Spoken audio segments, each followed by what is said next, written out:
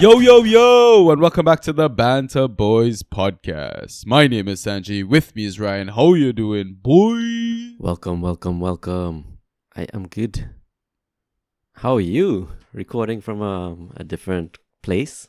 Different country, different time zone, Different continent? different continent. To timestamp this, you're recording 10:30 p.m. evening. Yeah. What is it? Tuesday. I'm recording in the future. Yeah, exactly. 7:30 a.m. Wednesday. It's a nice change of pace, I want to say, other than recording after midnight BST. True. I've been up since 5:30 a.m. Not because I'm excited I'm obviously excited to record the pod, but basically what happens is across the road from us, there's this temple that apparently has this brilliant idea to play music for half an hour at the loudest volume setting possible. From 5 to 5:30, and it's one of those scenarios where it wakes you up and you're like, nah, I can fall back asleep. But by the time I've accepted, you know what, I'm not, it's like they shut the music off, like they're just trolling me for no reason. So Sounds like great fun. yeah. But I mean, it's nice in the sense that now I know what other adults are talking about, you know, starting your day really early and having so much to do with your day. But by the time 10 p.m. hits, I'm absolutely knackered. All I want to do is sleep. And it's terrible for watching football because all the games are around midnight. Damn. Okay. I mean, now it explains why Mo is so bad at FPL. He doesn't watch football. True that. It doesn't explain the rest of the Indian population though. They're great at it. Yeah, that's true. How you doing? I'm okay, yo. It is proper almost Christmas time. Like 1 week to go kind of thing. Yeah, aren't you off work now? No, still working right through because I guess I just came back from vacation. Yeah. But it is quite quiet these days in work. Yeah. Which is enjoyable. Yeah, I assume everyone just stops working when December hits. Yeah. Not stops working, but the work ethics dwindles. Oh, definitely. I guess it's in line with what we saw with a couple managers this game week. Managers as in IRL managers. Yeah. They got axed. Yeah. For not doing their job. Yeah. Or doing their job too well. I don't know. Fair enough. Harsh sackings or expected, a bit too late? I want to say expected. Yeah. Not too late. Probably a bit too late. Is it? Not too late? There's a whole half a season more than. Yeah, I mean, I think Gary O'Neill's one was probably a bit harsh, but at the same time, the amount of goals that they were conceding, and I watched the Ipswich highlights and stuff like that, it's baffling how they didn't score and win that game. Score more goals than the one that they did. Okay. The Russell Martin one was just... I mean, to me, that's dumb. I get you have a philosophy and all that, but this is like the Vincent Kompany Burnley season all over again. Fair enough. You can't play that way in the Prem. You will get punished. Yeah, you will. So it's at what point do you just accept that? I don't know if he had some weird idea in his head that after the season he was going to go run a Champions League team like Bayern Munich or Real Madrid, but... Who came in? I am actually not aware. I don't think anyone came in. I know Wolves have some Portuguese dude. Go figure. They fucking love Portugal. Yeah. Coming in. I've seen. I think in our Discord, somebody posted a link about him liking the whole back three wing back sort of system. Right.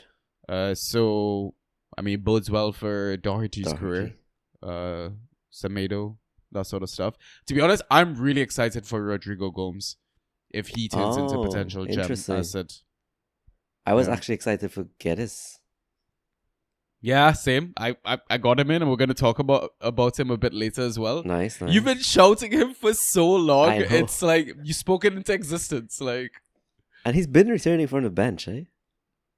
Yeah, is it 4 attacker returns in the last 6, 7, something like that? It's been wild, man. Yep.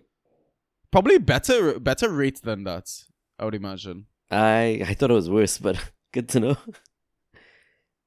I feel like it's better.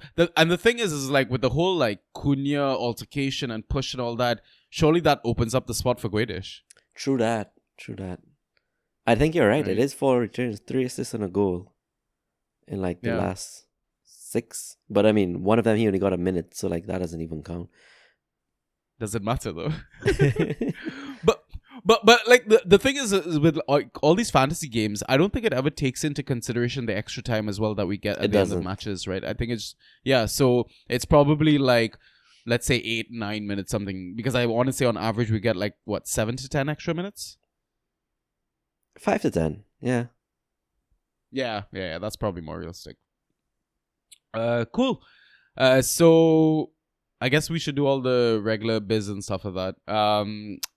So welcome back to the Banter Boys podcast. We are a default fan tracks pod. You're listening to the regular free version. We typically do a waiver pod as well, which is on Sundays. And that you can find on our Patreon. If you can't find the link, DM me on X, Twitter, Instagram, Blue Sky. Oh yeah, we have a Blue Sky account, by the way, Ryan. Oh, sick. So yeah, all the socials, you can find us there.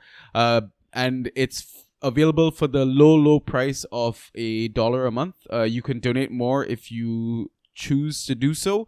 But not only do you get like regular waiver episodes, but sometimes we do interviews when Ryan goes on vacation. We do inside tracks episodes as well. I feel like we probably might move the inside tracks stuff there. I don't know. We'll see. That's a next season dilemma thing, but yeah, people are signing up on a weekly basis now. I think we're getting a lot of good feedback. It's pretty awesome. We also have a Discord, but you don't need to pay to join the Discord. Again, just DM me for a link. By the way, our last sign up, I feel like we should probably do this like every episode, is like big up the sign ups or whatever. Nice. The last sign up, his name was Kung Pao. I know, I saw. I love stuff. that. Good stuff. We're getting some brilliant names, honestly, in our Discord and signups and stuff like that. But yeah, so you're listening to the regular version that we do every week, which is basically the game week preview, review sort of stuff. And the format for these episodes is that we have 2 halves to the episode. In the first half, we do a data dump. So we look back at the default scoring categories. So this would be Game Week 16. And then we do league updates, see how we're doing, any changes that we're kind of considering, waiver picks that we've done or want to do. Just basically trying to help each other out and kind of see where the conversation goes. Then we take our halftime pint. And then in the second half, we answer questions that we get from Discord or Twitter or Blue Sky. To be honest, I didn't check if we got any on Twitter or Blue Sky. I don't know if you can maybe have a quick look. Usually everything just kind of comes in Discord. But yeah, that's it. So what I'll quickly do now is social plugs. So Russ, please do your thing right here. Yeah, for sure. So you can message us on Twitter and Instagram. Our handles at BantaB. On Discord in the Draft PL channel, Banta Boys #6585. On Reddit, /Banta_boys. You can listen to us on Spotify, Apple Podcasts, Google Podcasts, SoundCloud, and YouTube, all under the name of Banta Boys. Okay, so hopefully you've listened to Russ. If you're listening to us on Spotify, we truly appreciate it if you took a quick second to go hit the like button, the thumbs up button, the 5-star rating button. Just rate the pod. It honestly is a quick click of a button. We truly appreciate it. I think now it's slowly going up to like between the 35 to 40% range of how many of you guys have actually reviewed it. So come on, guys. We're not asking for much. Just a click of a button. If you're listening to us on YouTube as well, we truly appreciate follow, subscribe, thumbs up button. If you like the content that you're getting, again, quick click of a button. If you don't mind spreading the word, sharing the content as well, we truly appreciate that. I don't know. I feel like there was something else I was supposed to say. Oh, leave some comments. Yeah, let us know how you're enjoying the content, etc. Yeah, and I think that's it. Enough ramble about boring business stuff. Is there anything you want to touch on before we jump into the pod? No. Alright. I was giving it a think. I mean, apart from selling your soul by hitting those buttons, just do it, man. Yeah, just do it. And you don't need to pay to join the Discord, but you do need to pay to leave the Discord. Oh, that would be brilliant, actually. Oh my god. We got to speak to our mods. Let's implement that. I love that idea. You're trapped for life. Exactly. All right, let's start with the data dump. Ay, ay, ay, ay, ay. Fantasy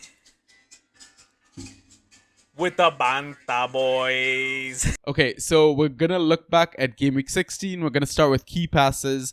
The highest number recorded was 5 by 2 players, Ryan Christie and Hall from Newcastle.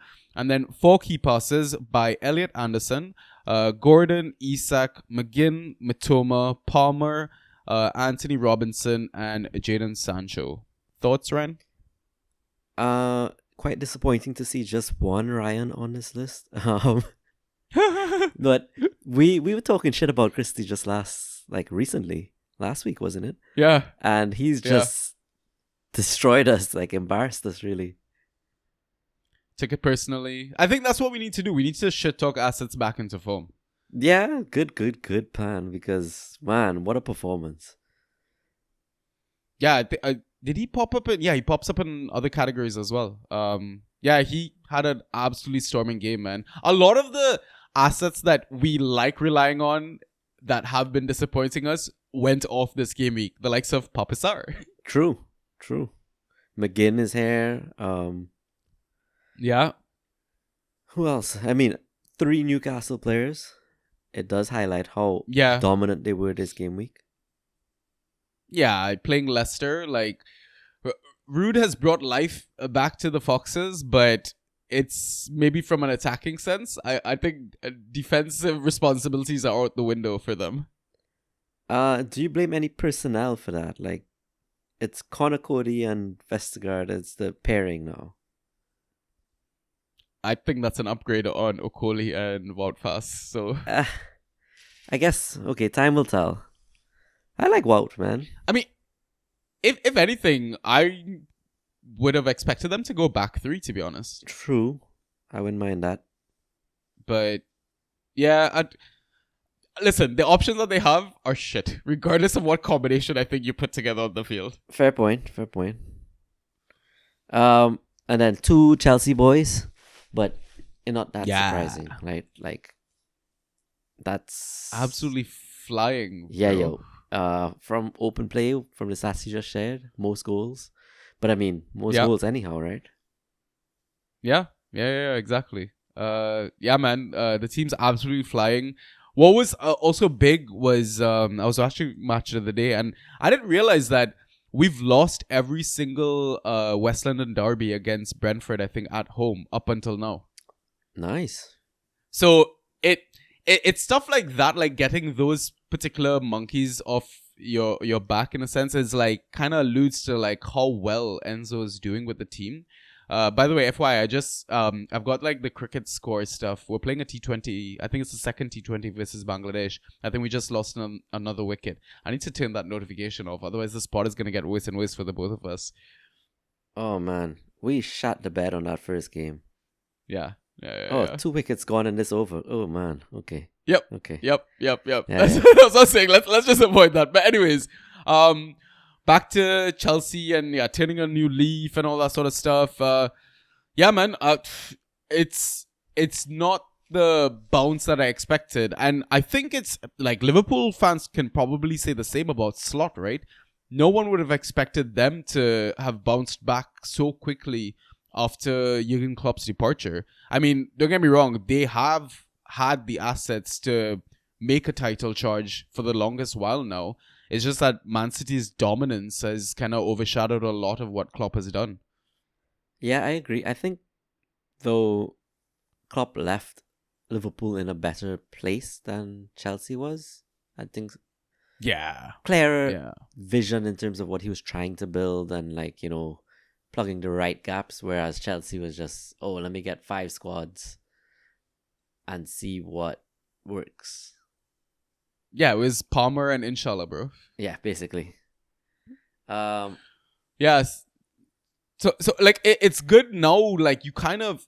But I don't know at what point do we get figured out, because it's very clear what our tactic is, right? Caicedo into that right back, freeing up Enzo, more attack, more supply for Nico. Win. Yeah, win. Yeah, but that's the thing. It's working. So yeah, no complaints. Fair. Other than Newcastle and Chelsea boys, anyone else here kind of stand out? So not that they stand out. It's actually the fact that Spurs players aren't on the list is what stands out for me. That's a great point.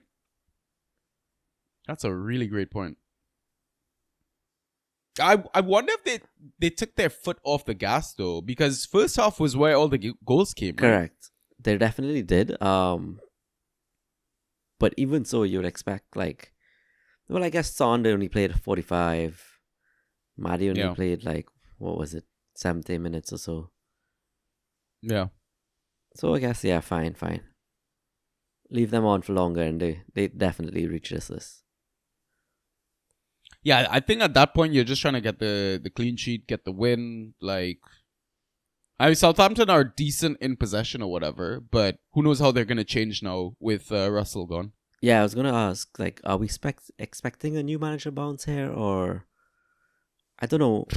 I have no clue. They don't seem to have the talent on paper to do it. That's the thing. Yeah, I agree. They don't have the talent on paper or on the pitch. I mean, there's certain names that you see on that roster that you're like, okay, maybe you could do something, but yeah, I think it might be manager dependent, but who the hell's gonna want to take that job? You mean you don't want it? Are they not knocking? I'm on vacation, bro. Oh, fair enough. I would though. I would. I actually don't think I would. It's like it's gonna be abuse, yo. I mean, living in the south part of London, maybe there's other perks to the job. Fair enough. But nothing else stands out to me. I quick touch on. I mean, Mitoma. I think I'm not surprised there. Anthony, a lot of the attack went on the left side for Fulham in that game. Like they pushed Iwobi on that side, kind of overloaded the Trent side. The McGinn and Elliot Anderson one, I guess, I want to touch on. We know Elliot Anderson has always been a bit of a ghost point machine on his day, but McGinn, is he back? So we've been talking about McGinn for a while. I think it's too early to say for me. Also, I don't get this lineup. Like, why was Cash where he is?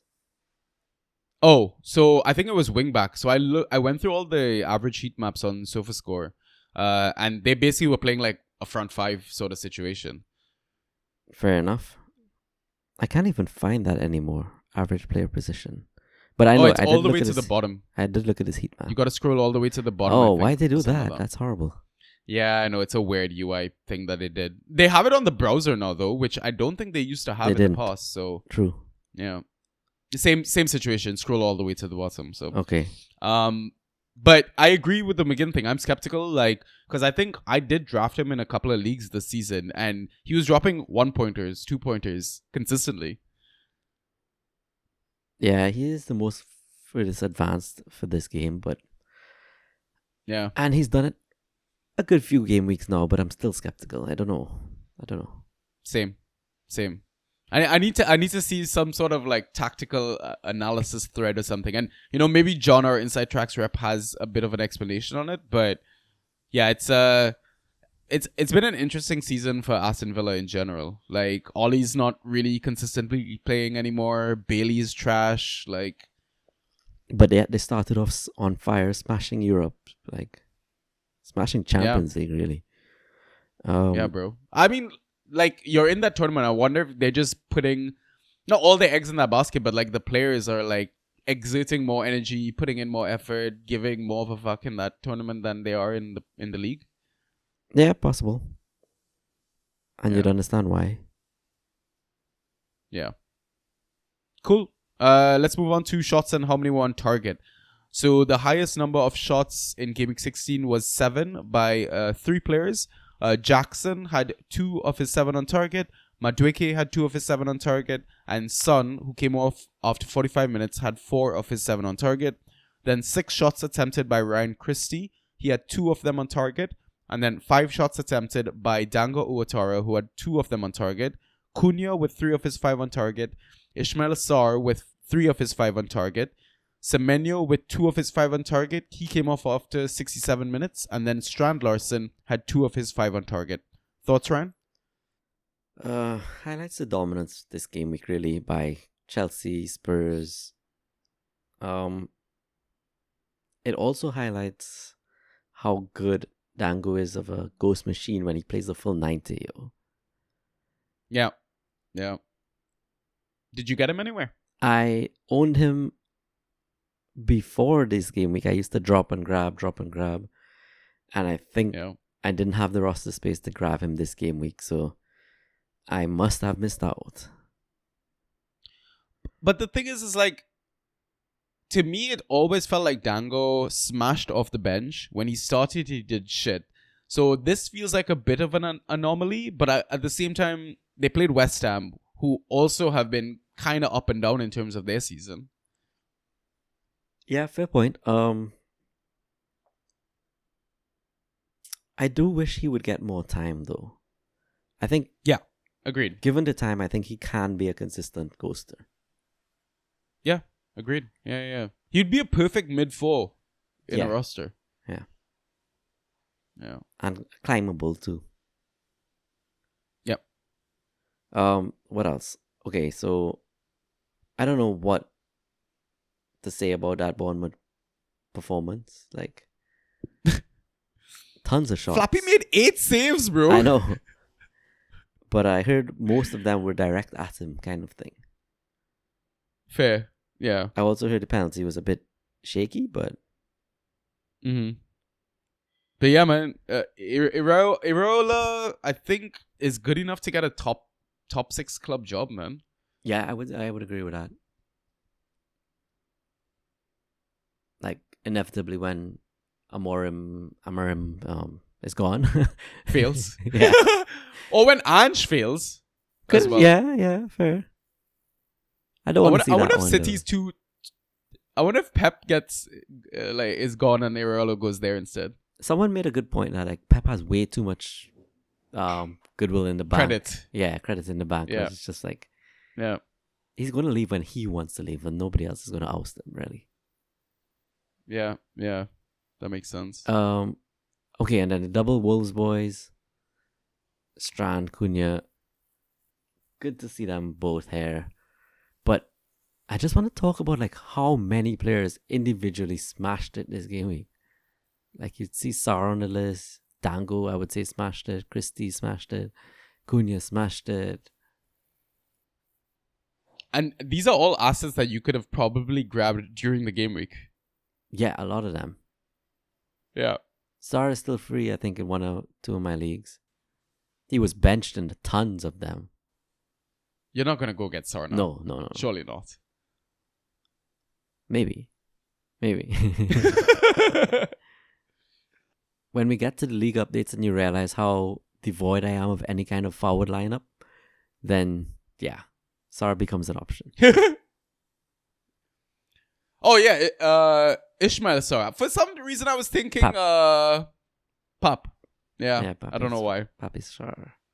I mean, I'm kind of upset that I dropped Ismail. To be honest, like, I mean, obviously hindsight is a funny thing and all that, but in terms of people benching Sarr, should we not have given more thought to the fact that Brighton play with a high line, play fast and loose, and yeah, I mean, I feel like they got punished in a fixture recently as well when they played a high line. Wasn't it against us? They got battered 6-2. Like, right. Okay. Yeah.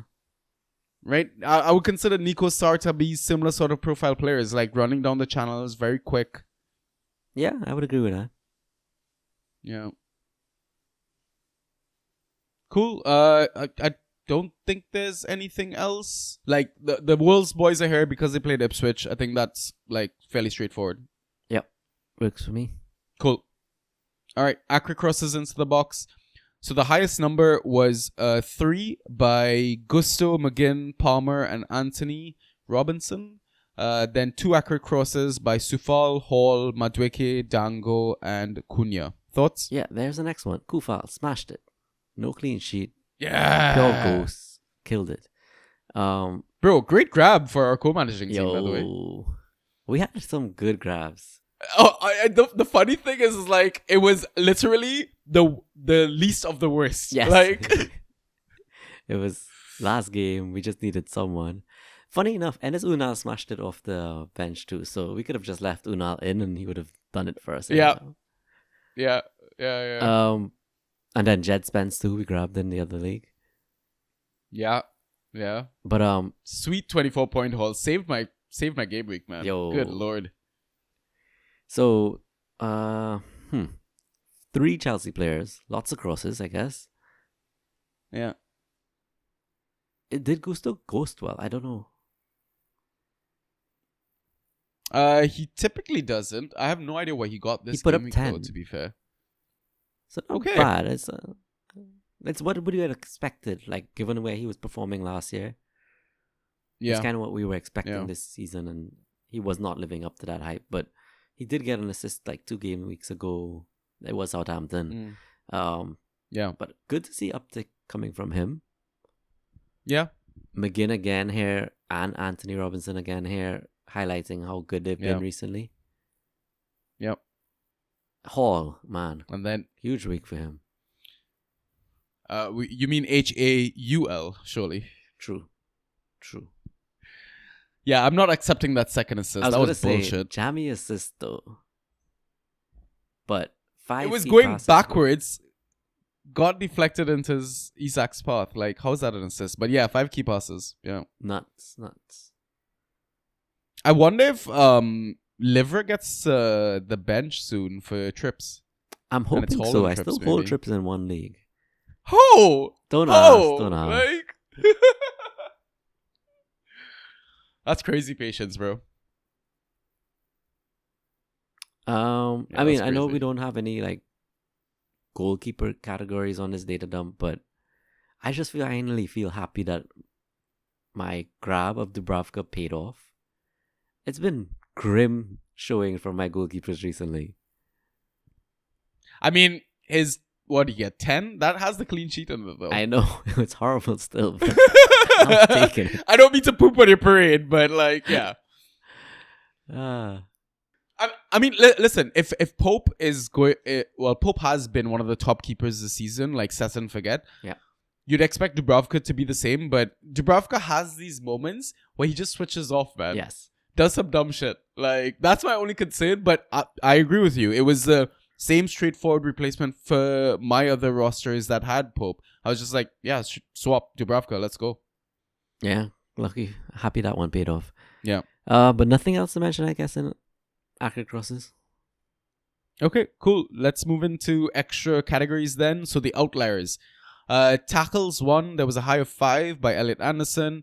Dispossessions, there was a high of 5 by Strand Larson. Interceptions, there was a high of 5 by Maguire. Clearances, there was a high of 12 by Cuenca. He was the Fulham centre-back that came into the lineup. Successful dribbles, there was a high of 6 by Isak, Saka, and Cunha. Aerials, there was a high of 7 by Adara Bioyo. And then block shots, there was a high of 5 by Kilman. Thoughts, Ryan? I see a lot of 5s.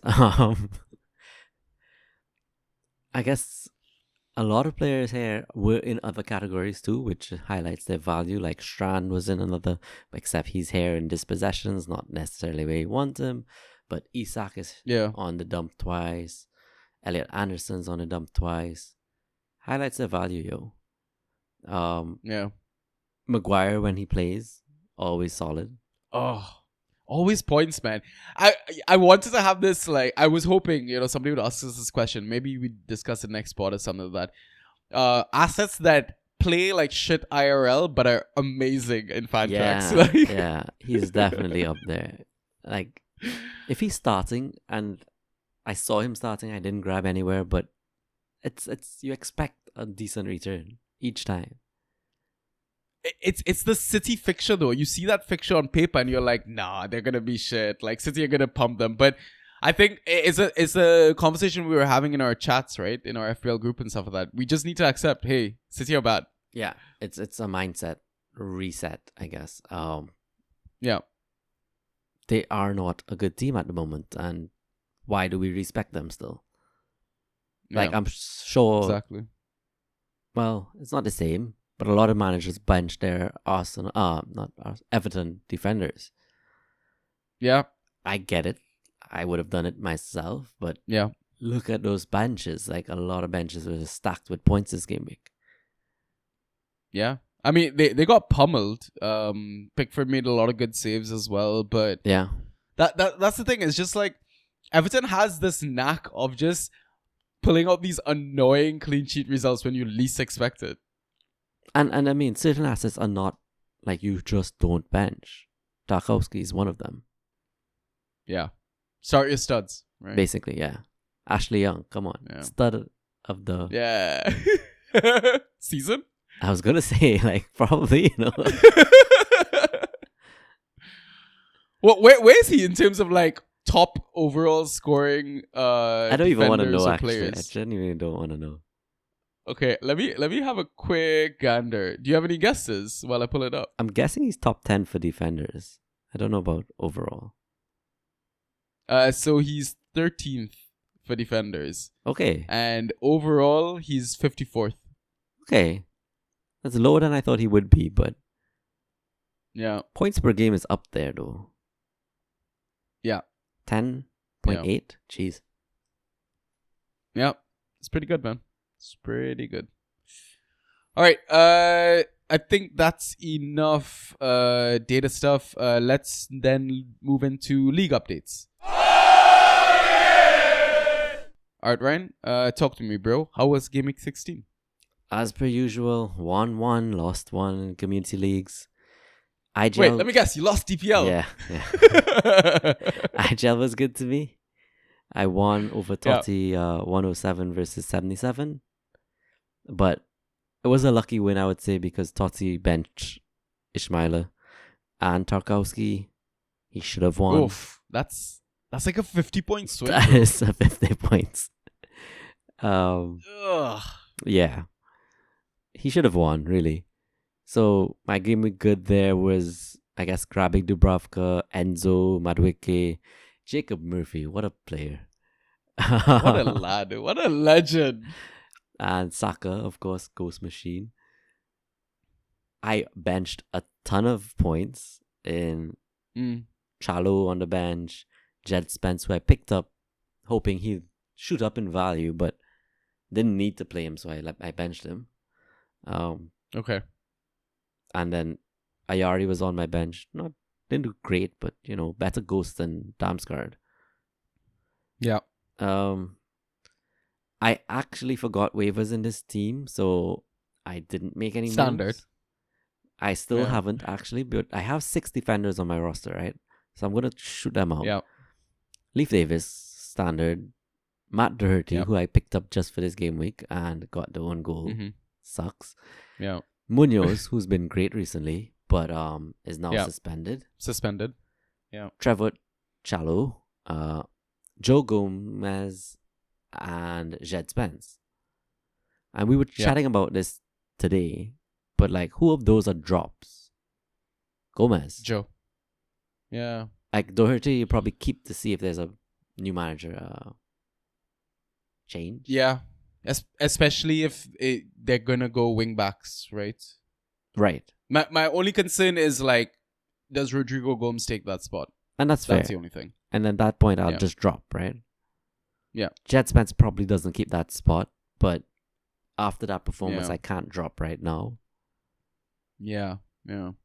So but I do think we talked about it. Like, even though Gomez is playing for the best, arguably, defensive side, he's just not ghosting.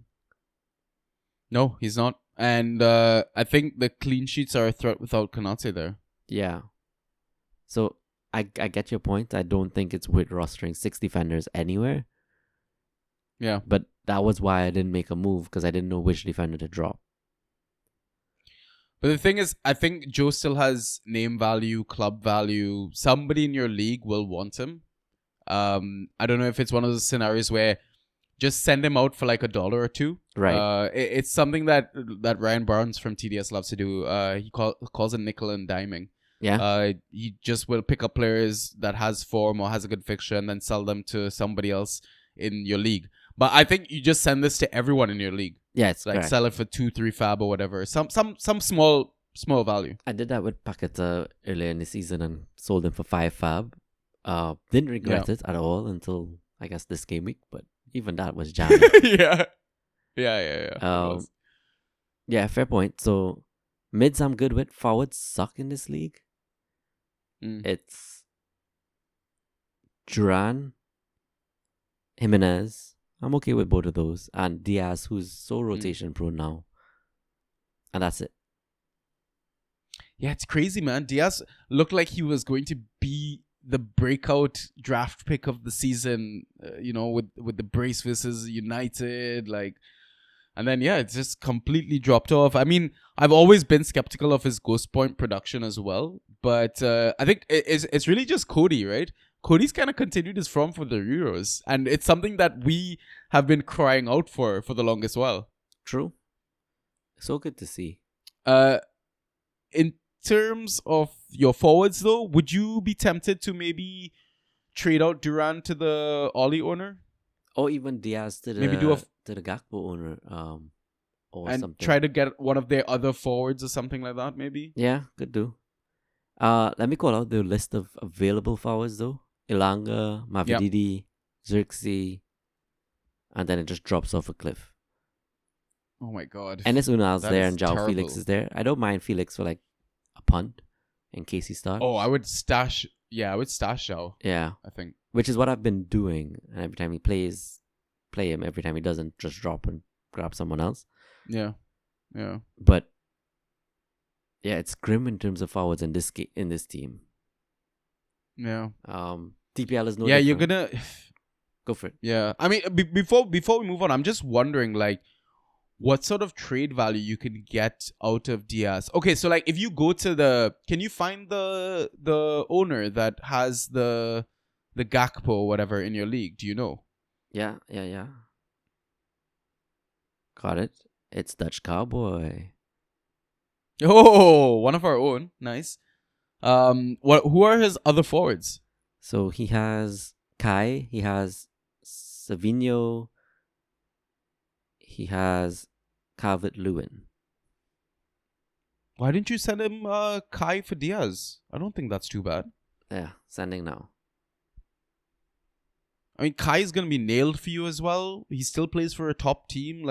I think you do need someone that you can rely on week in, week out, and be able to maybe roll out the one striker formation on the odd occasion. Yeah, so that's exactly what John Duran is for me now. There you go. And okay, go to the Ollie owner and see what see what they have, and then send an offer. Ooh, I don't know that nickname. Okay, that one's gonna take some work. What's the nickname? DM Whites, I think, something like that. Nah, no clue who that is, bro. Yeah, I'll figure it out. But so who does he have in his forwards? Oh, I didn't find him yet. Okay, so the Ollie owner has Evan Nielsen, Delap, and Hoyland. Ooh. Evan Nielsen, Delap. Would you take any of them? Not I really. think any of them. No? For Diaz, probably not. No, sorry, I'm talking about Duran. for Oh, Duran. right. Yeah. Need to change my mindset. Yeah, I would take any of them actually. Right? I'd say maybe send him a DM and be like, hey, would you be up for swapping any of your forwards for Duran? Yeah. Good shout. There you go. Problem solved. I think you can get at least one of those deals over the line. Maybe. Yeah. It does involve me having to check back often. Yeah, true. But I mean, listen, you forget waivers anyways, so treat this as your waivers. Fair enough. DPL was a disaster. I lost 66 to 96. Yeah. Yeah, I mean, Similar margins Yeah, by I your know. win. I picked up Djed Spence in every league, and I was making it way down my list until I hit DPL and I realized my opponent already grabbed him. So I think if I got him, he didn't. That could have swung it for me. Yeah. But really grim week. The game week good was Dubravka, Enzo, Soboslai. Pretty much no one else. The game week regrets is it's Mavididi, Damsgaard, or Jimenez, Lamptey, all putting up like maximum 1 point, 1.5 points maybe. So I don't know. It's just not a good week for punting. The Lamptey one was unlucky. Halftime sub, you can't call those. Yeah. Mav, I really should just accept that he doesn't go swell and just get rid. Same, man. Oh my god. He's like the opposite to Maguire. He looks better in real life, but scores shit in fan tracks. And opposite of like Fatu. Like Fatu's a ghost machine. Yeah. He's like devoid of any. Maybe that's why they were the perfect balance when getting promoted.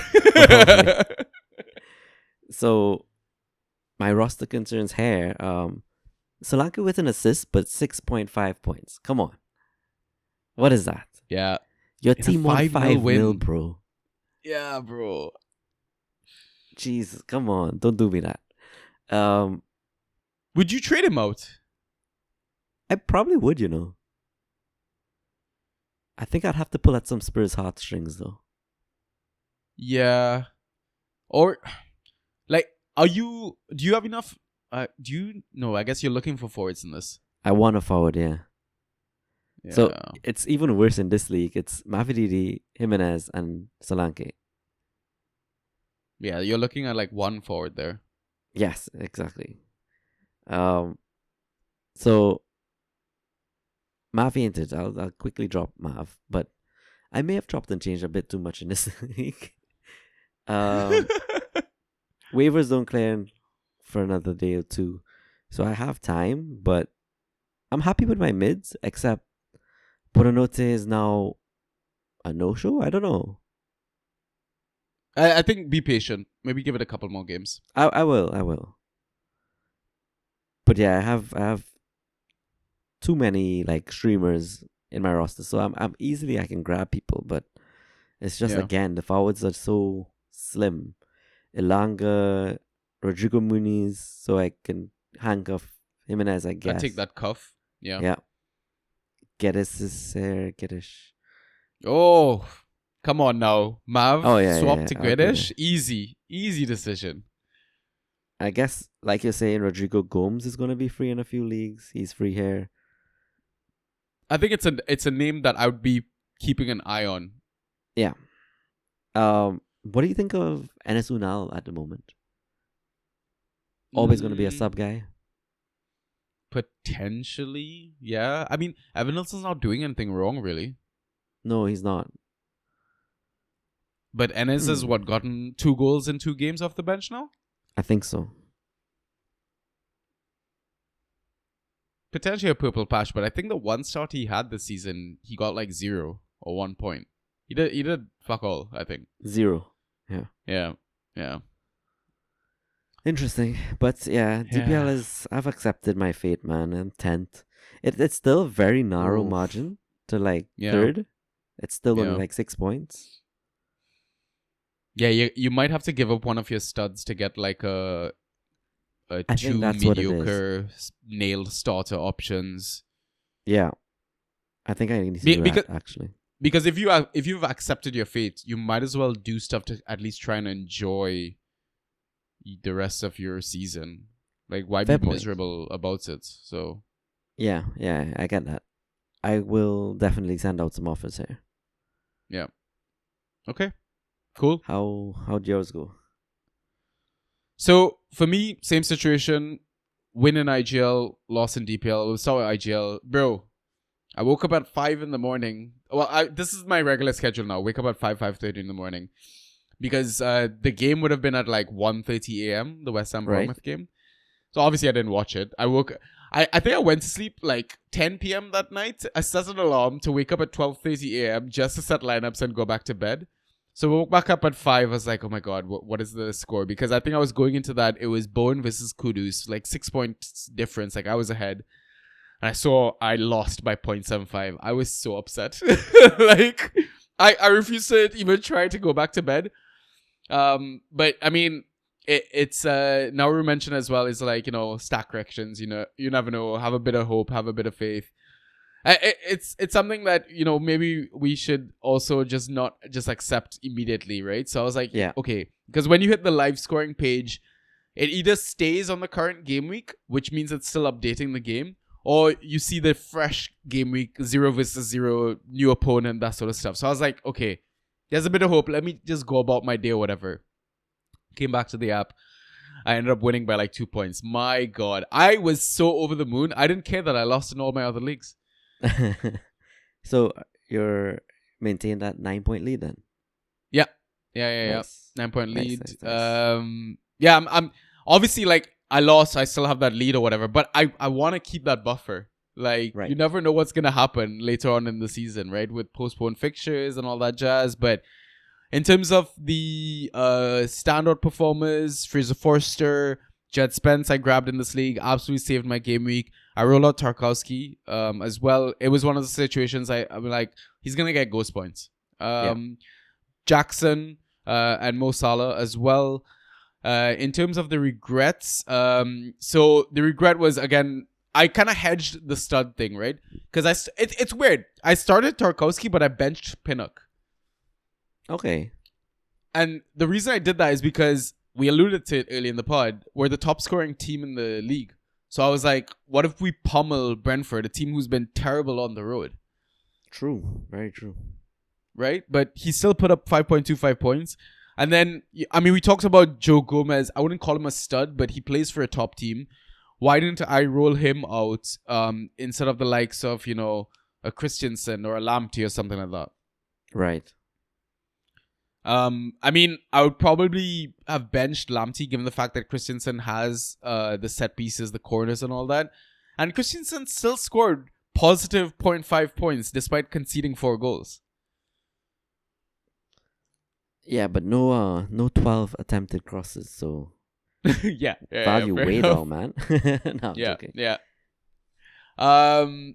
But what else? Oh, the other regret was I don't know if this is a regret, but starting Bergvall against Southampton. So when I pulled up the SofaScore predicted not predicted, confirmed lineups or whatever, they chose you the formation, and I saw Bergvall was sitting next to Sar, and in that moment when I saw it, I was just like, do I want to do this? Should I go maybe Dragerson, go triple Spurs defense? But that also seemed like unnecessary pain to put myself through. So I don't know if it's a bit of regret, because I thought Bergvall was more of an attacking player. But in that game, if you look at his average position, he seemed to be like the pivot or the lone pivot in that system or in that game. And I would have never expected Sar to be the one that marauded a bit further forward. But I mean, there must have been a reason why you kept punting on him. You must have seen something. No, I just know he has that goal potential in him, but I guess it is dependent on where they utilize him in each game. Yeah. Sometimes he bombs forward and makes those in-the-box runs, much like a Gundogan or something. Yeah. And then sometimes he just sits back. Yeah. It's like, again, with the whole Solanke comparison, it's like 5 goals, no attacking returns. It's just like, come on, man. Yeah. So yeah, other than that, roster concerns. So I'm still really upset with myself that I dropped Milenkovic into back-to-back goal-scoring games. Was crying for it all season, talking about, oh, he's a massive unit. He's surely gonna get on the end of something, and yeah, losing him was a bit of a regret, a bit of a concern now, because I'm not sure who my next nailed third defender would be, right? Mm-hmm. Because I have the likes of, had the likes of Christensen, Lamptey, that sort of stuff. It's like, yes, they could be a defender 3, but I enjoyed having my 3 centre backs of, you know, Tarkowski, Pinnock, Milenkovic. All reliables. Roll them out. Just roll them out, right? Yeah. And then not having like a reliable mid 4. Now, after Tyler Adams went on that run of like good ghosting point games, then he had muscle cramps. Now he's been benched. He's coming off the bench. It's like, now I'm like, if he's not starting the next game, I might just drop him. I get that. So it's having that core, a reliable core. That's my concern. So it's something that I'm gonna have to play around with. I don't know how I'm gonna be able to trade to get a mid 4, because I feel like other than my studs, so like my studs, for example, Strand Larson, Salah, Nico Jackson, McNeil, Iwobi, Bowen, Pinnock, Tarkowski. Everyone else, it just feels like there's a massive drop off in value, and I wouldn't be able to get a good enough reliable mid 4. So I'm talking about the likes of Christensen, Djed Spence, Adar Bioyo, Castagne, Guedes, Muniz. It might have to be a scenario where I kind of trade after one of the assets has a lot of form. Fair. It's... I don't know. There are some midfield gems out there who aren't performing Sarabia? every week. Oh, of course. He's available. A lot of people are kind of tipping him to have a bounce back now with the manager change. That is a great shot, actually. That is a solid shot. How's what's his name been doing? Jack Harry. Oh, bro, I'm not going there. I talked about him on Waiver Pod. Like, regardless, him or Lindstrom, either one of them playing shit, not scoring enough points. I don't want to put myself through that pain. Fair enough, fair enough. I don't expect a bounce back from Bailey, but he's a free in a bunch of leagues. Yeah. With good reason. Yeah, I mean, it is slim pickings. Like, they're all steady eddies, in a sense. Like, I'll call some names, like Partey, Casemiro, Janelt, João Gomes, Dibbling, Will Hughes, Decore, that we talked about, Lindstrom as well, Harrison. Kadioglu's probably the best one out there in terms of the upside, but the amount of rotation that they have, I don't know if he's reliable. Yeah, outside of that, there's really no one else. Like, we're looking at Ugarte's, Alvarez's, your Rodrigo's, your Guido Rodriguez's. But yeah, Sarabia is probably the one with the highest ceiling. I'm looking at the waiver pool right now. Yeah, that's fair. I do want to shout like Southampton mids. Not that you should expect the world from them, but I could see at least one of them becoming a good asset. I don't know if it'll be like Flynn Downs or Lallana or even Ryan Fraser, who has the potential in him. Maxwell Cornet. Oh shit, is he on their roster? What the? I forgot that. Yeah. So I think we might get a bit of a blessing with these two managers hackings. We will have some new asset, I think, that pops up. And I think people will sleep. And we will be the first to grab. Hopefully. The only other name that I think was worth mentioning, I talked about on Waiver Pod as well. For those that want to listen to it, go check out the Patreon. Again, only $1 a month.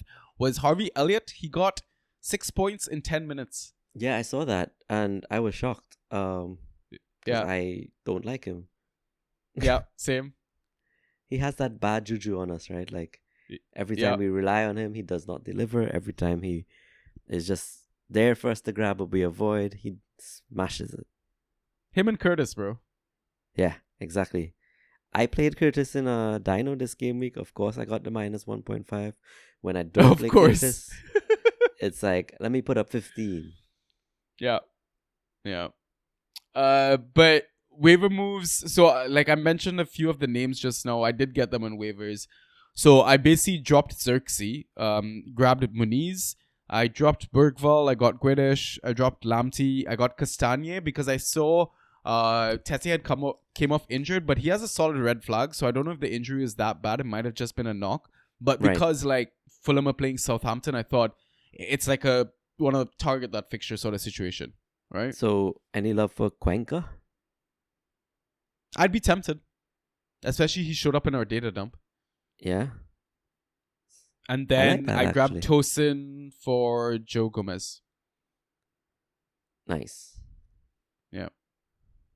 So if Tosin can get back to his ghost self, I would love that. Yeah, exactly. That's the thing. He showed up in our data dump as well here, right? Yep. With the aerials. So I thought, why not?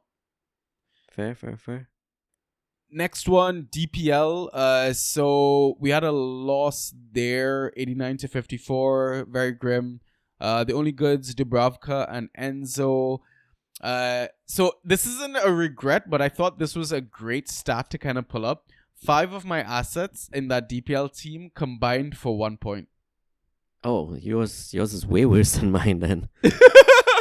Bro, like I don't even.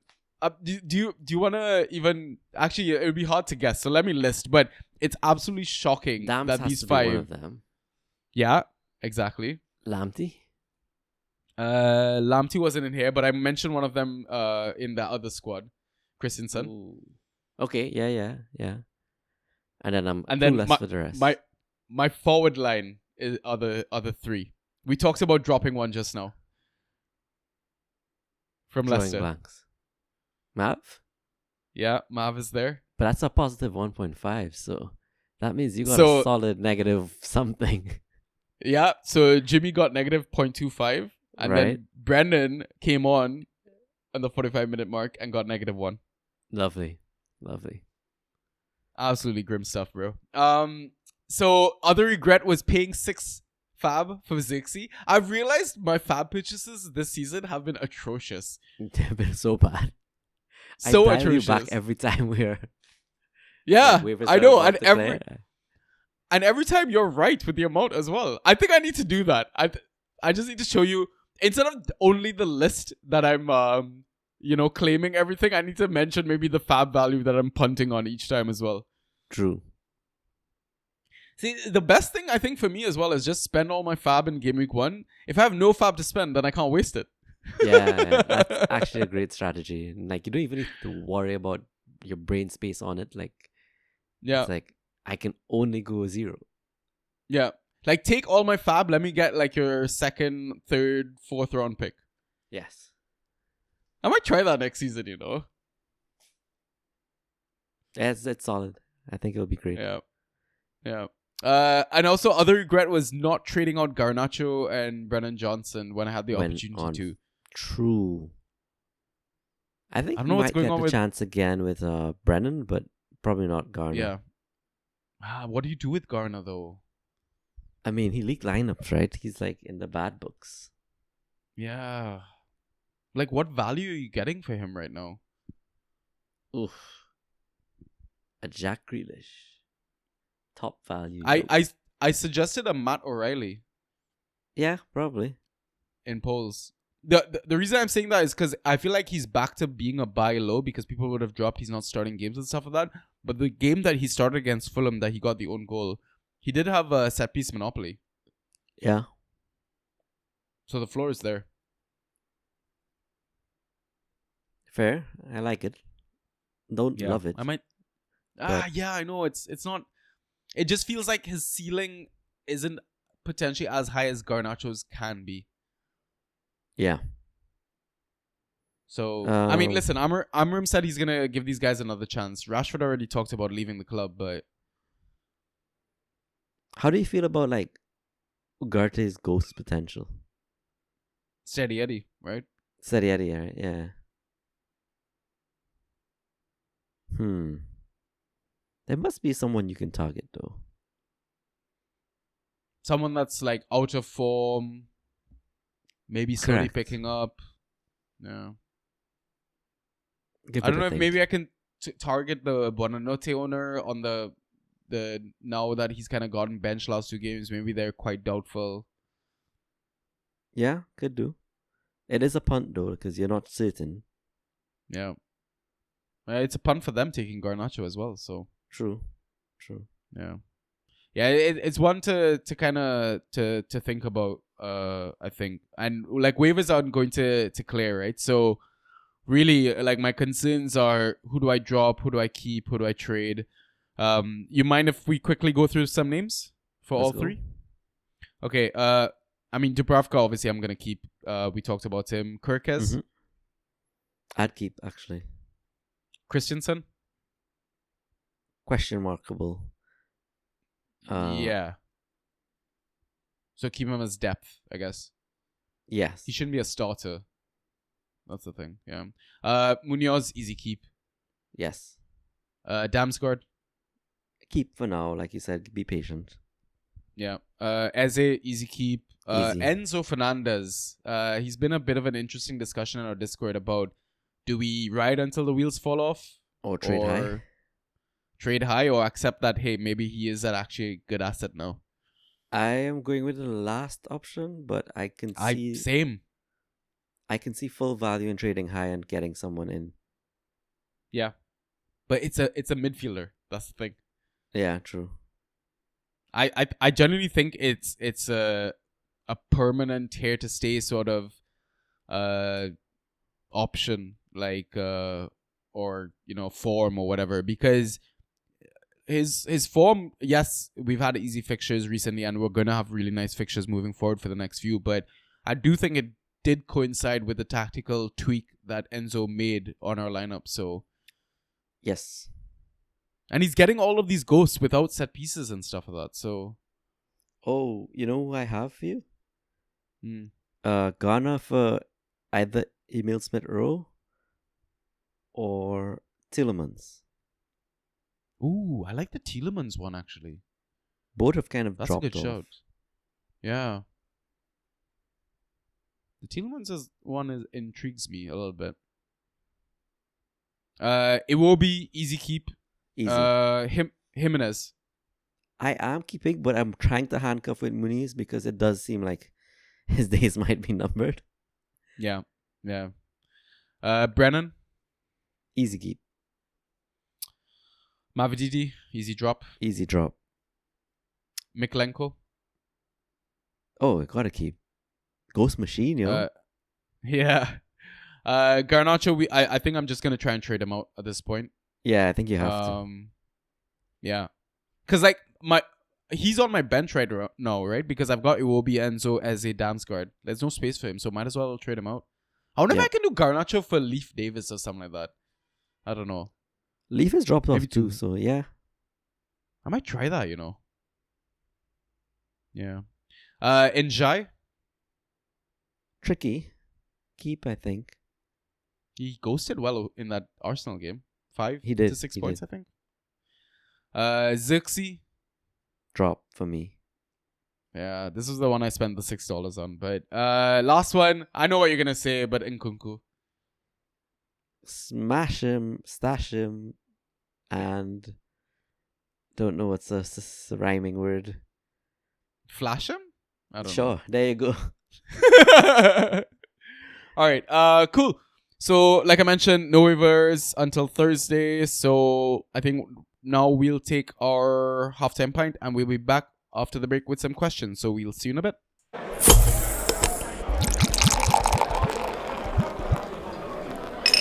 And we are back. So, we've got 12 questions. It's funny now, like how the turntables, because now you're recording at night. You actually have to go to sleep soon. I'm recording start of the day. I'm like, oh, what do I do with my day now? True that. It is quite interesting. It's actually fantastic for our listeners because the content came out so early in time for like even the British guys for their early commute. So yeah, I might just do that. Just edit it and put it out right away. Makes sense. I thought you were going to say we got 12 questions. First one's from the 12th day of the 12th month. That's obviously why. That's why we planned it. Yeah. Of course.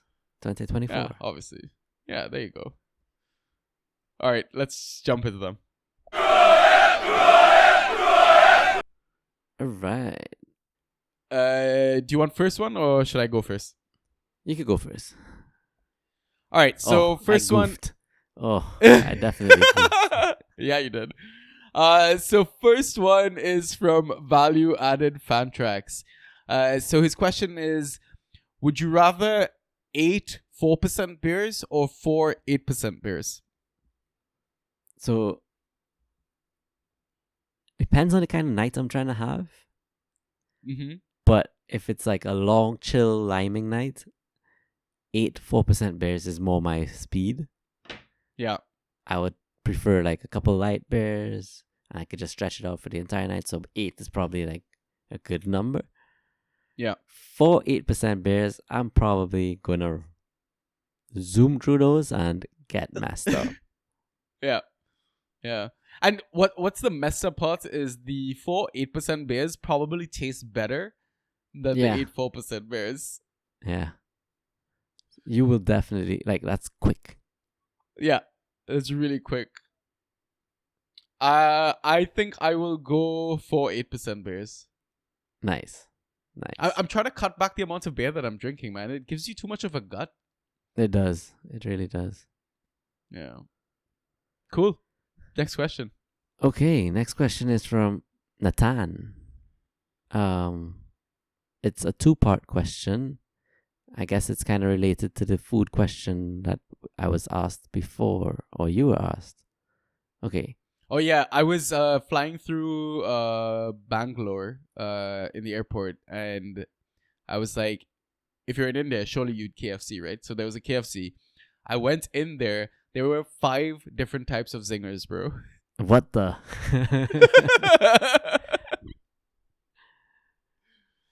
One of them was called Caribbean Spicy Zinger, so obviously I went with that one. Of course, was it great? It was not bad. I mean, nothing beats. I mean, we're obviously gonna get into this. Nothing beats Trini. I think it's that crunch factor that you get from the chicken, and oh my god, my mouth is watering. But it had the nice kick to it that it said spicy. I don't know if they had like chili flakes on the top bun, but it was a nice sandwich. Yeah. Okay. So the two-part question is, number 1, what are the best KFC zingers ranked best to worst, please, or top 3? So I think then he's referring to the zingers that I listed in the Discord. But I mean, I only tried one of them. Maybe I could call out the names of the zingers to you, and you want to rank them based on names? I don't know how we do that. That, or we give you a month and you come back to us with a proper answer. Just fly through Bangalore, just try the zingers. You know, they actually did try that. They did suggest that. They're like, can you buy all 5 zingers? Just try them and let us know. Yeah. By the way, the zinger combo costs like 5 quid. Okay. £5. What is that in TT? What is the conversion of pounds to TT? Is it 1 to 10 or something? It's about that, yeah. Yeah, so 50 TT for a zinger combo? Bro, that is like mad cheap. It's still about that back home, but yeah, outside of home, you don't get it at that price. Yeah, exactly. So the zingers that they had was American Classic Zinger, Caribbean Spicy Zinger, which I tried, Indian Tandoori Zinger, Sick. Want that? Mexican Zinger Pro, and Indian Paneer Zinger. Is that even meat? I'm confused now. It's not. No. Okay, it's not. it is not. All right, got it. So we put that at the bottom. Yes. I'll put the American second last. Yeah, I don't just want the it's classic American. Yeah, exactly.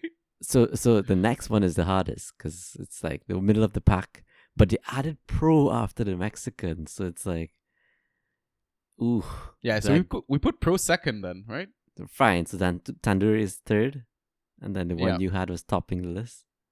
Yeah, it's only because I tried it. I'm gonna put it top. So I do think the tandoori one has potential to smash it though. Yeah, I thought about that. That sounds a good, like, yeah. They probably do that one right. Yeah. And now, sorry, do he you has know a second who one? Nathan is? Like, no. Is he Trini? I'm surprised by the next question.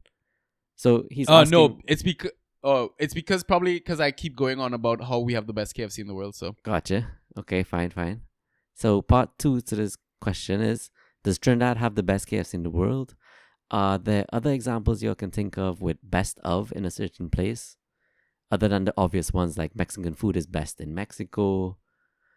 He gave some examples. He says Pringles are better in the US compared to Europe, and supposedly Diet Coke is better at McDonald's. Probably they get their own like mix or something. And then he's always so courteous. He's like, peace and thank you. So yes, Trinidad obviously has the best KFC in the world. This is hands down. If you don't believe us, you have to just fly there and try it yourself. I would argue to say even our Royal Castle is better than other people's KFC. Yeah, I would agree with that. I mean, there are tons of like foodie videos now, those food influencers that have passed through Trinidad in the last 2 years, and they all do KFC and they all rave about it. Like, I tend to think we overhype it, but then every visitor and anybody who we sell it to, it just lives up to the hype every time. Every time. So, yeah, it really is up there for best KFCs in the world. Now I need to stop telling people don't come for the carnival, come for the KFC. Yeah, for just do both. Except Yeah. you want to maintain that carnival body, so it's KFC after carnival, and like Yeah. it tastes even better then. Yeah. Other examples of best of though. You know who does really good coffee? McDonald's actually does really good coffee. That's true. It's true. I'm I trying don't to know think if it's like the best of, but yeah. Yeah, that's Sorry. what I'm trying to think of. Best. I mean, sushi is a good one. Where have you tried some of the best sushi? I've heard anywhere outside of Japan is just like it does not live up. Yeah, fair. Like I'm not convenience been to Japan, store so can't. sushi in Japan is just like better than most good restaurants in other parts of the world. Have you I was been to gonna say, Japan like, yet? I have not. My brother's been a good Bucket few list. times. Yeah. Bucket list. Yeah. I would love to think, like, you see, it's too obvious. Like, poutine has to be the best in Canada, surely. Like, Yeah. Indian food has to be the best in India, right? Like, I mean, it so varies, I'm sure, by where you are, region. Yeah. You know where I find has really good doubles though? Mississauga. Really? Like, it still competes, I find, with Trinidad. Is this like a plug for Sarai's family or something? Like, Well, it's the other one that Vishal goes to, but yeah. Really? Better than some spots in Trini. oh, lots of spots in Trinidad better. But okay, I'm really upset that I start seeing a lot of like these hybrid Hate doubles concepts in Trinidad. Like, what's going on? Like, Hate that. sacrilegious. What are other good food? I know there are examples in the back of my head. I just can't think of them right now. I mean, fish and chips. I don't know. Yeah, you assume it's just like it's the best in the UK or whatever. True. Yeah, I don't know why I'm blanking on like so many different food types or whatever. Same. Probably Yeah. we're too broad right now. And too Yeah. hungry. Yeah, I'm definitely hungry. I haven't eaten for the day yet. Oh. Okay. Yeah. We gotta find some more foods, man. But thank you so much for your question, Nathan. Next one is from Mr. Nauru. Jamie Vardy has a bigger Premier League legacy than Harry Kane. Discuss. Without a doubt, in my opinion. Let's move on. Yeah, what is that to discuss? Man has trophies. Kane doesn't. Like, done. Right? Sorry, done. Over. I guess Vardy has how many golden boots? Oh, that's a good question. And Kane has how many? I assume Kane has maybe 3? I thought it was 2. Maybe 3 if he tied. Okay, so let me check it real quick. I can arrange on Wiki by name. So Kane has 1, 2, 3. Yeah. 3. Okay. And Vardy should only have the 1? Did Vardy actually get one? I don't even know if he I don't won think it. Vardy... Oh, no, he did. Yeah, in the season that they won, I think. Okay, I can tell if it was Mahrez or him. Fine. He won that one. Yeah. Alright, so he's won it. Like, in my opinion, it's him. No question. Yeah. And like, how many trophies does Vardy have? Because he has more than the Premier League, right? Because they won the FA Cup against Chelsea. I didn't even remember that. Yeah, exactly, right? So, in terms of honors, he's won the Premier League. He's won the Championship as well, twice. Right. He won the FA Cup. He won the FA Community Shield. I mean, like, he's won like other personal accolades, like we talked about Golden Boots, Premier League Player of the Season, etc. In terms of Kane, I feel like Kane has only just won like these random ass preseason trophies, which I'm pretty sure he's not even wanted to hold. He went to Bayern and didn't win anything yet, right? Yeah. Yeah. Which is So, a shame because they were absolutely dominating the local league, the Bundesliga, and then Kane shows up and they bottle it. Yeah. Kane has runner-up trophies, basically. That's all he has. Now, how many Premier League games does Vardy have? I guess that doesn't matter to me. I think Doesn't matter. he still leaves a bigger legacy than Kane, in my opinion. Yeah, easily. And he's talking Premier League alone. Like, if we brought international into it, maybe I would argue slightly different, but still, I would prefer Vardy. Yeah, I think it's and it's a good point that you bring up. It's because it's international that I think that kind of skews everyone's opinion of Kane. Because he's the captain and he leads the line. He has the record goals for England. That's what jazz. Like, yeah. So, but trophies, bro. Come on now. All right. Next question. Next question from Draft and Drams. Would you rather have all your players play before your opponents or vice versa? I think I'd rather chase. Me too. I prefer to know the target. Yeah. So I know how wild I can be. Yeah. Yeah, exactly. Yeah. However, I do fall prey to like getting complacent. Oh, 10 points left. I have 4 players. That's done. You've done it multiple times. I have. Yeah. You get away with you got away with it that one season, the one that you won, but then this season you tried it and you now realize the reality that can hit you.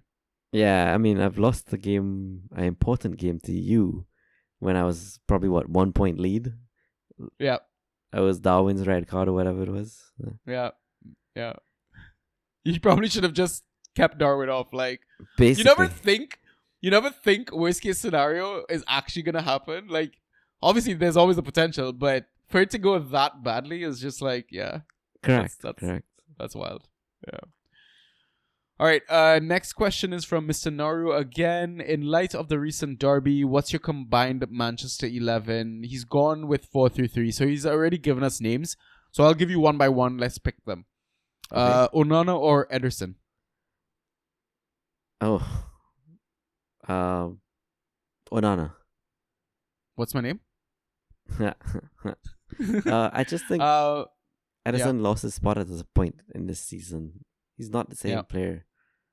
Shittiest. I was gonna say shittiest sit. Shittiest shit. Yeah. Mazraoui or Walker? Walker's past it. Maz for sure. Yeah. De Ligt or Ruben Diaz? Tough one. Diaz? I'll go De Ligt. Okay. It's close though. Yeah, it's close. Martinez or Akanji? This one's even tougher for me.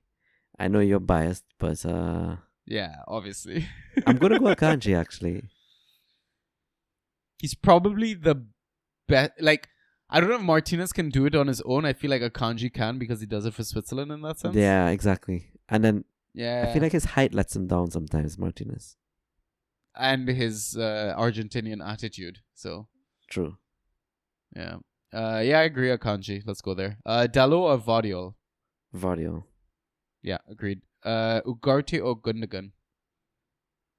Tough one. Gundo still. Yeah, but it's not Gundo of old, man. Yeah, it's not. It's not. But I get what you mean. It's like, you see the names and it's like, come on, bro. Gundo, surely, right? But yeah.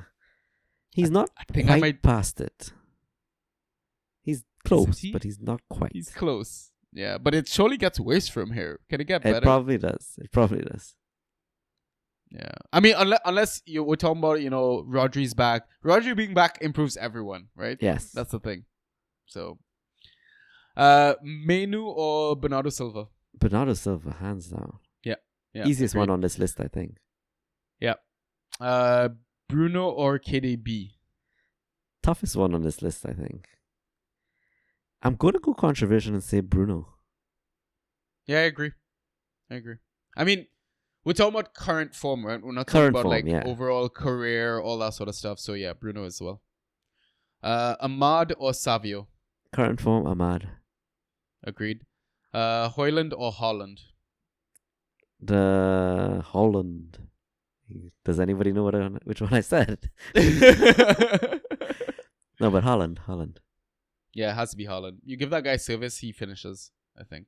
So, and then finally, Garnacho or Doku. I thought this was the closest one. I can't disappoint people. It's gotta be Doku. No, I agree though.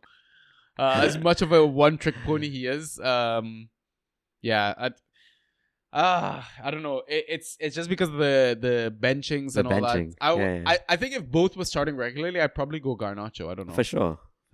Yeah. All right, cool. Next one. All right. Next one is from Sweetness McBossman. He's asking, is a hot dog a sandwich? Why or why not? It is, right? What else would Has you to be. consider it? A burger? Has to be. But a burger is a sandwich, in my opinion. Yeah, exactly. I would say it's a subset of sandwich, yeah.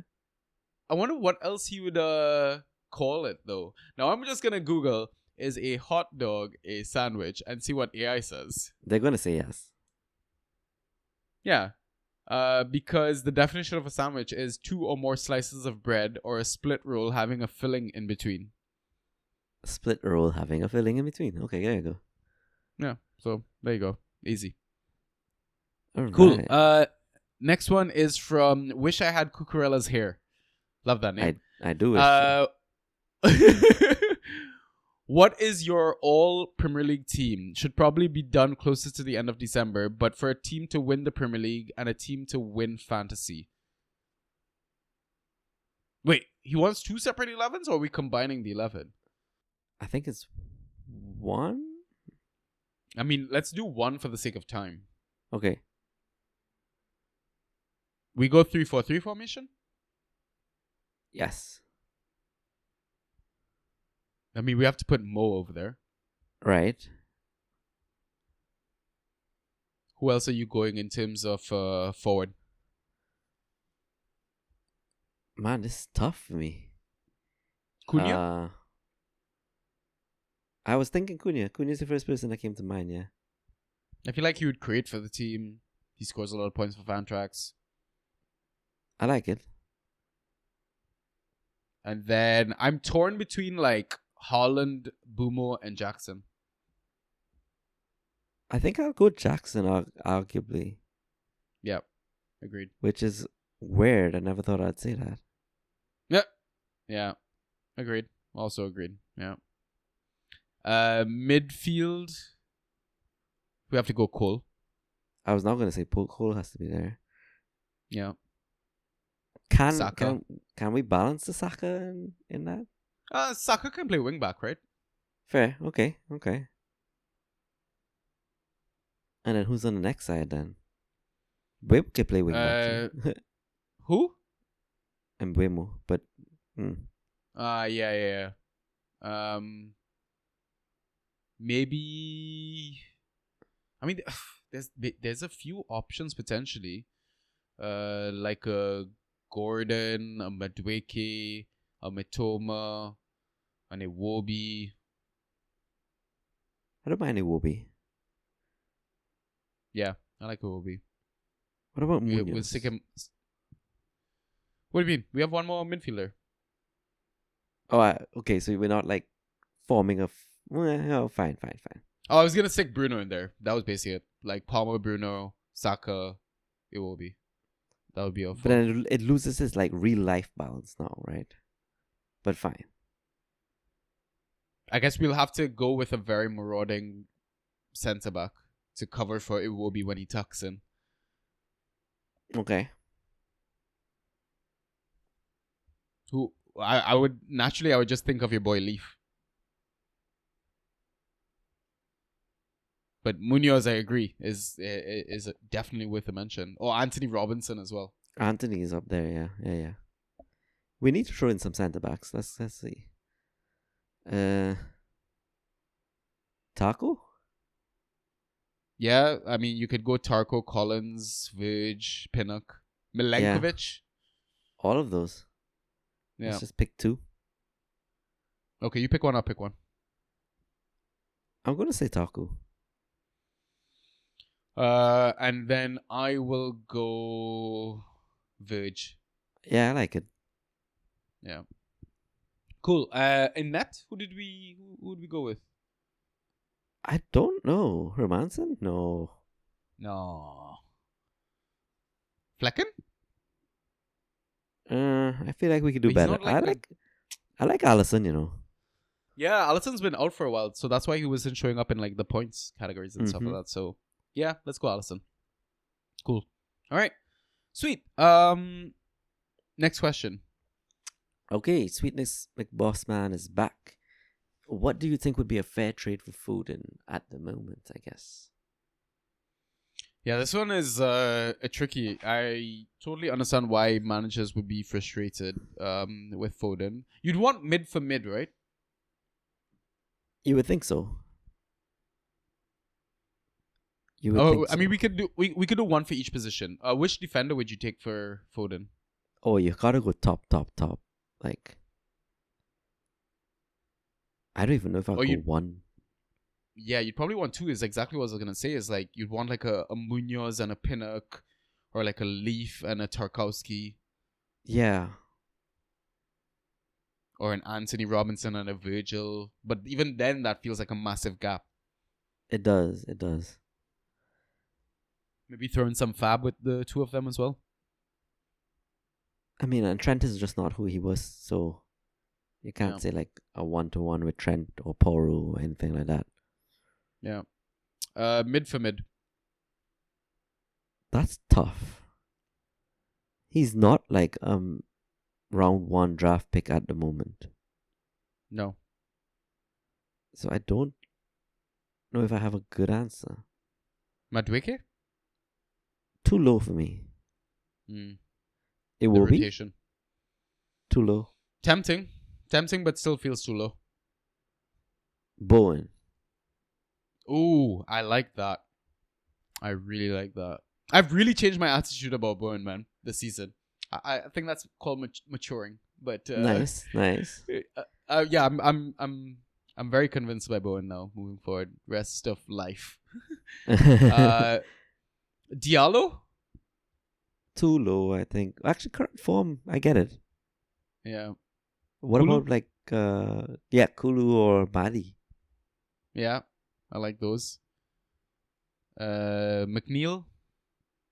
Solid, actually. I like that because Yeah. Mr. Consistent, kind of. Yeah. I think everything else outside of that feels low. So Low and then too high for like the likes of Bruno, Saka, Palmer. yeah, exactly. Forwards. Ollie feels too low. Yeah. Holland Yeah. feels too high. Mo is definitely too high. Cunha feels too high. But if the Cunha ban comes through Ooh. and he gets like 5-6 games, it's like how I got the kudos for Morgan Gibbs White trade. Ooh. If Cunha gets a lengthy ban, I'd be very tempted to go try and get Cunha. I like that. Sonny? Sonny feels like he's past it, man. But smashed last 2 game weeks, yo. Southampton. Fair. It's the minutes as well. It's not consistent. It's like every other game he's playing the 90. Yeah. If I told you he had more season points than Jackson, though. That's crazy. Right? 10 more. That's Not 12. crazy. Yeah. I think I do like the Boomer or the Cunha.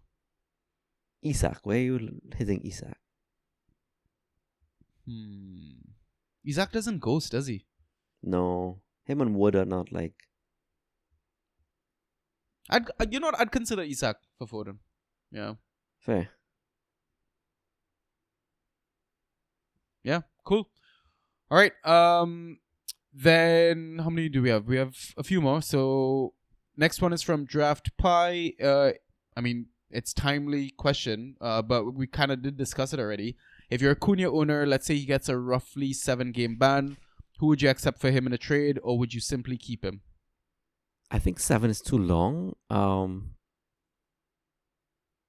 Maybe so 5. I would start. I think. Yeah, I think he's gonna get 5. I don't think he's gonna get 7. Or I think it's 5 or less.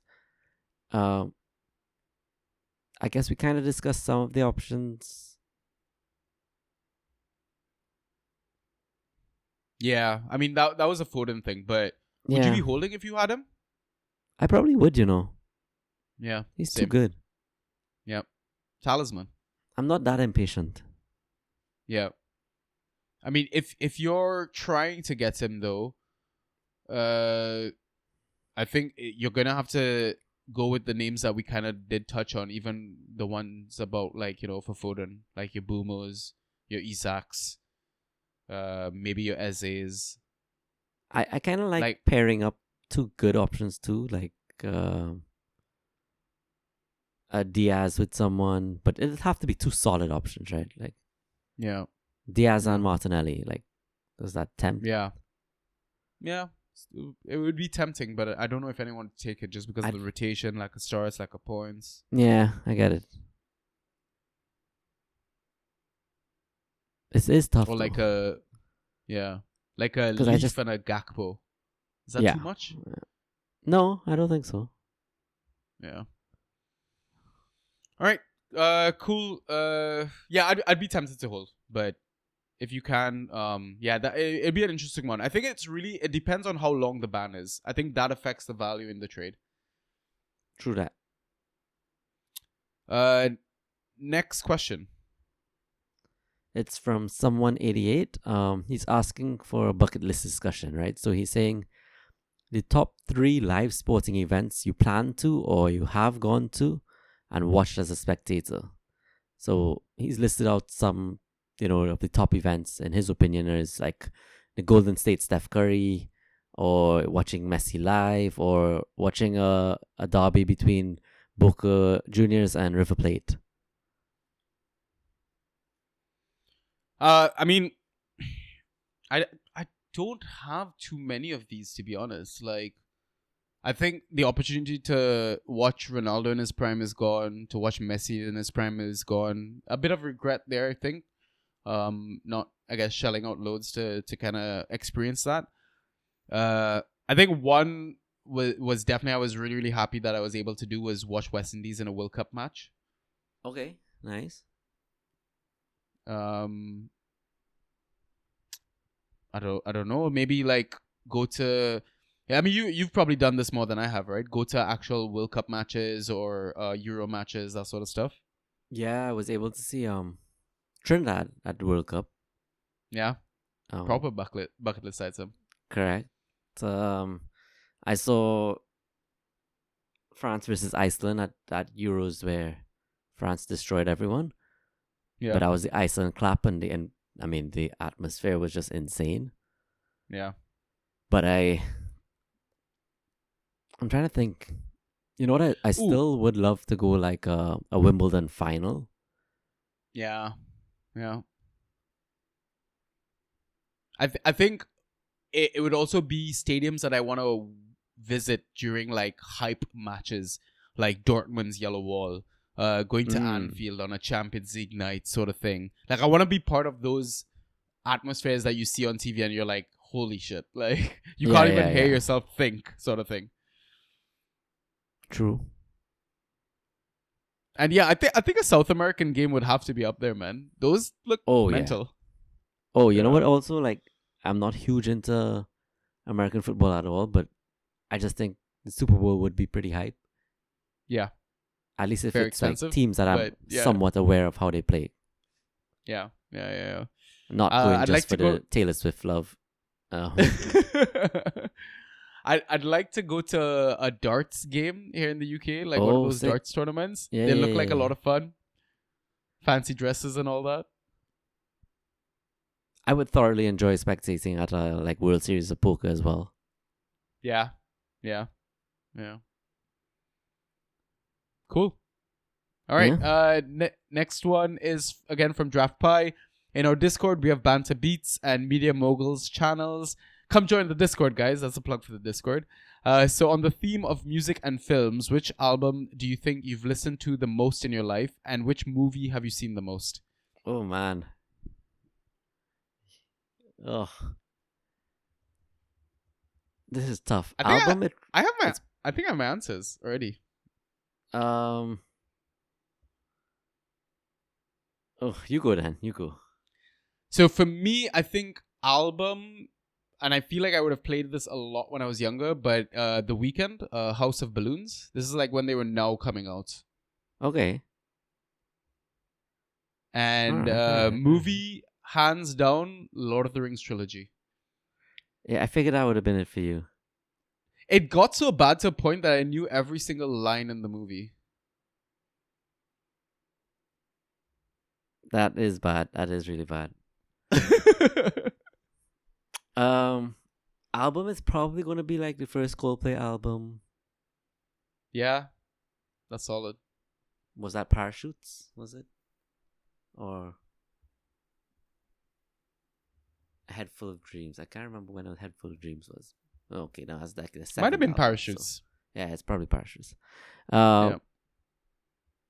I'm sorry to say I did listen to one of those Avril Lavigne albums like a lot.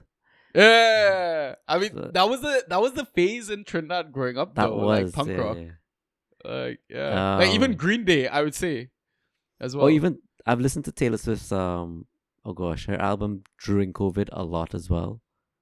Are you a Swiftie, right? Folklore. I am. Hey, that's really cool. I didn't know that. Yeah, Folklore. I think I listened to a lot because I was like during Okay. COVID and like I had the time. Yeah. Movie. No, Jeez. now I don't listen to like music albums as much, man. Like I think since we started podding, now I listen to podcasts more than I listen to music. Isn't Really? that terrible to say? Yeah, I don't know. Actually, most of my music I listen to is like when I'm driving. I actually still listen to the radio and it's just whatever comes on. Or if I'm in the gym, music Fair. is Fair. nice. Yeah. All right, fine. I'll say what the movie is. The movie I've probably seen the most of. It's Serendipity. What? Rom-com. No way. I did not expect that. It's like I watch it once a year kind of thing. Ryan, you've got a sensitive side. What is this, bro? I mean, it's amazing, but I just didn't know the side to you. Is it sensitive? I don't know. It's just like it's a good movie. It's very endearing. It's a good movie. It's very endearing. Yeah. I agree. Oh, that's really nice. All right. Last question then. From Draft and Drams, the last question is: what's the worst beat you ever faced in a fantasy matchup? Bogus assist points or crazy stat correction swings, post-match red cards, etc. Those kinds of things. Worst beat. I can't recall. not mine, but I remember Ross and that playoff final that like stat corrections were going on for 2 or 3 days. Oh yeah. Yeah. Did he ended up winning that one, right? I No, think so. Manos. It was like, Manos said after like 3 corrections or something like that, right? 3 or 4. Yeah, you it said? was 3 consecutive days of just corrections because the season was done. Yeah, I remember that. They swung back and forth. I think, yeah. Now I'm thinking back to it. Probably one of the worst beats that I ever faced was when Allison scored that header from the set piece, the corner. Yo, I remember that. That was pain. That was pain. I can't And think it of wasn't. any. It wasn't even one of those like situations where goalies get 100 Fantrax points for scoring a goal because it's such a rare event. It was like Yeah. default scoring, and it's like, come on, bro. Like, Yeah, that was crazy. yeah, But like he wins so many points in that one, right? Like yeah, aerial shot on target goal. yeah. So this isn't Fantrax related, but I can think of one of your best worst moments ever in like fantasy moments in general. Do you remember your Defoe red card? Oh man, it was Boxing Day. I could not believe that one. Ugh. If it was fan tracks, I'd give you the Darwin one against me. Yeah, that's a really bad one. Red card. No reason. Jesus. No reason. Just yeah. There's a good question, and I don't know if it was on our pod questions or I saw it somewhere recently. Was it like, which is your favorite moment? Was it the Aguero goal and wins the league moment, or was it the Troy Deeney's goal and qualify for? Right. Yeah. You were on vacation for that one. I was on vacation. That was us, right? We got that in the pod questions. Was that? Yeah. That was us. Yeah, we got the pod question. Wait, were you on that pod? No. I missed it. No. I think Nauru was on that pod. I think. What did y'all settle on? The Troy Deeney one. Yeah, for me as well. But like that is like worst beat shit. Like you to lose a game. Correct. Yeah. To lose a game. Yeah. Like, yeah. That's true. That's very, very true. Yeah. You never think about the other side in that scenario. Yeah. Because QPR would have been safe, right? I think already in that Easily. match. Yeah. Fair point. Very fair point. All right. Cool. Those are the questions, and that is the pod. Long one in the books. Ryan, we need to get you off to bed. Do you have any final words before we sign off, bro? I mean, when do we pod next? Because I don't want to wish everybody a happy Christmas too early. I feel we will pod before that. Yeah, I assume we will. I need to put out a schedule and figure out what we're doing, because I mean I'm still gonna be in India and whatnot. And especially the next game week, I think after the weekend coming is the Boxing Day and stuff like that. So yep. I think we will have one before Christmas. I think so because too. the Tuesday will be the 24th, so we should be able to get something in, I think. Yeah, or even if we just have to do something on a Sunday before game week ends. Because you'll be on vacation, right? So from the 24th, yeah, I should be half day. Yeah, we'll probably get something out. If anything, it'll probably be Christmas Day for me, Eve for you. So Yep. Sounds good. Cool. All right. Yeah, I mean, have fun. It's only a game. Come join the Discord. Yeah, that's it. We got to talk about trades and stuff off air, but yeah. I'll see you tomorrow then, bro. All right, cool. Peace.